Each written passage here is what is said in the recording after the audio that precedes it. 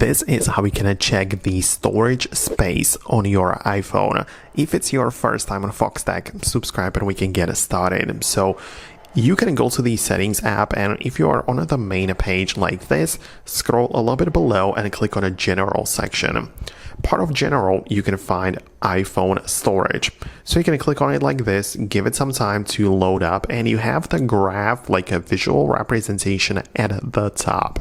So it is color coded, and the largest things have their own colors. So if I zoom it in ever so slightly, you can see at first the iPhone is the breakdown at the top. So 128 gigabytes is the full capacity of this iPhone, and I'm currently using 97.12. So I still have some storage free, but it's quite full already, right? And below you can see visually how many things are taking it up. So for example, applications, the vast majority of it, and then photos.